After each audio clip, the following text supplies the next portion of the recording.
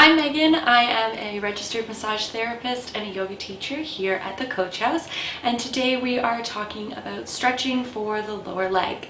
We're going to have a couple different supplies today. So we're going to use a yoga strap. If you don't have one, you can easily just use a belt. We're also going to use a yoga tune-up ball and a smaller bouncy ball. So to start for lower leg, we're going to talk about plantar fascia. So the plantar fascia comes at the bottom of our foot. It can get very tight, particularly if you do a lot of walking or running, changes in weight gain. Things can irritate it, especially with sandal season coming. There's a couple good ways to help stretch it out. The first being using our tune-up ball. I recommend doing this sitting, either on the floor or in a chair. You're going to place your tune-up ball on your surface, and your foot, anywhere from the top of the heel to the top of the foot, is coming over the ball, and you're just gently stretching. As I'm slowly rolling the ball, my foot is pushing down till I have enough pressure. And you're slowly rolling out, getting a little length. You can do this, if this feels accessible, you can even do this standing. Just be careful how much body weight you lean into the front leg. So that would be your sort of track one, good and easy. If you really want to get in there a little bit more, I recommend using the smaller ball. This is just a bouncy ball. Fair warning, this is much more small and really gets in the nook and cranny, so definitely want to start this one sitting. Again, placing it on the floor, aiming between the heel and your toe. My body weight is pushing into the floor and just gently rolling. Sometimes you find a nice sweet little spot. You can make your movements really small, or you can make the ball movements really big. The other option, of course, would be to bring your foot into your lap and pushing down with your hand. Again, either very big movements or finding a sweet spot and pushing in, and that can be done on either track. Other things for plantar fascia problem will be looking at the rest of the leg, which we will now move on to. So tibialis anterior, this is a big muscle that sits on the front of the calf. When a lot of people talk about shin splints, it's actually a tightening of this muscle. So this muscle lays down the front of your shin and it wraps into the underneath of your foot. In order to stretch it, its action is brings your toes up towards your face, and you can feel if you push on your shin that gets a little harder. So to stretch it, we want to do the opposite. When I think about pushing your toes, pointing them down and away from you and trying to pull your toes in. So you'll feel a nice steady stretch through the front of the leg here. Anytime we're doing a stretch, we want to hold it for about 30 seconds. And this is another one where, particularly if you have muscle knots somewhere in the muscle, using your tune-up ball will be really helpful to get in. So you put it into a position of stretch, and then you're just gently, little circles or little lines up and down. Again, you might find a sweet spot pushing in as much as feels good, and letting it release through here. Particularly if you do a lot of walking or running, this tends to get tight, so very good to stretch out. Moving on, we've got two very big muscle groups at the back of the leg, the back of the calves. The first being soleus, which run coming into the Achilles tendon to just below the knee. So to stretch that, we actually want to keep a bend in the knee. And for that, to get the back of the leg long, we're going to pull our toes up towards our face, bringing a line of stretch through here. So again, holding this for 30 seconds.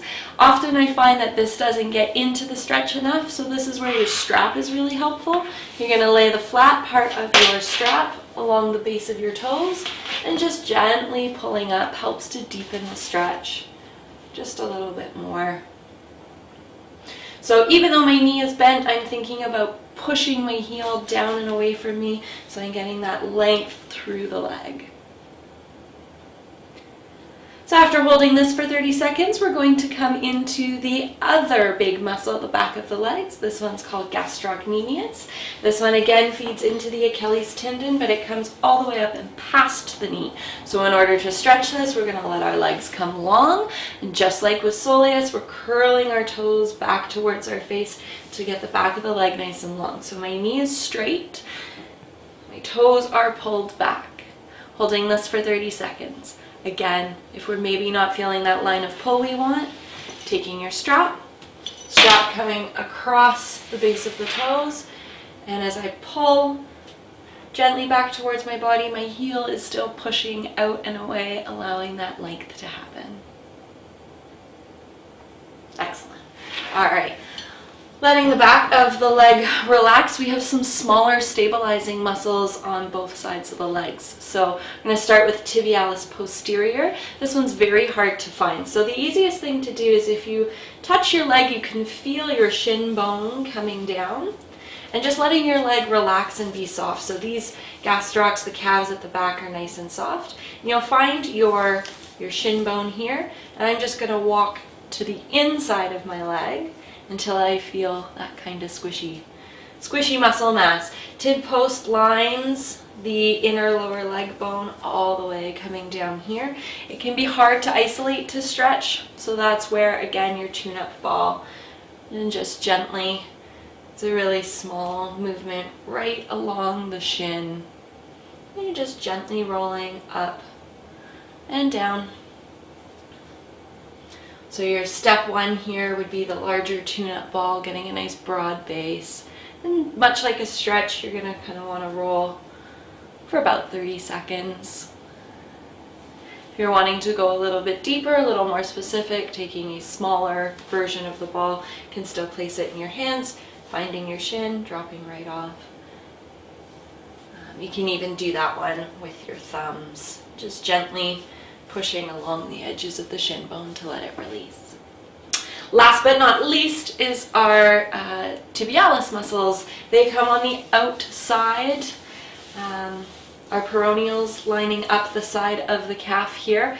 As a muscle group, you do most of the stretching when you get into your big calf muscles and your tibialis anterior stretch. So I would work on isolations for this one. Again, I'm just going to roll my foot so you can see the outside of my leg, aiming from ankle and just gently rolling. You're going to want to start high as peroneal longus starts up near the top of the knee, and just coming all the way down. About halfway through, you start with peroneal brevis and letting those stretch. Same thing again, if you choose to be a little more specific, you can use the smaller ball or even coming in with your fingers and just a gentle side to side. As a gentle rule of thumb with the tune-up balls, or even if you're doing stuff with your thumbs, the direction the muscle moves in, you want to work opposite to that. So if you have a muscle that runs from here to here, you're going to get the best release. We call it going cross fiber. But really, small circles is going to help improve circulation, get blood flow, and stretch out the muscles. And so that will conclude our lower limb exercises for now.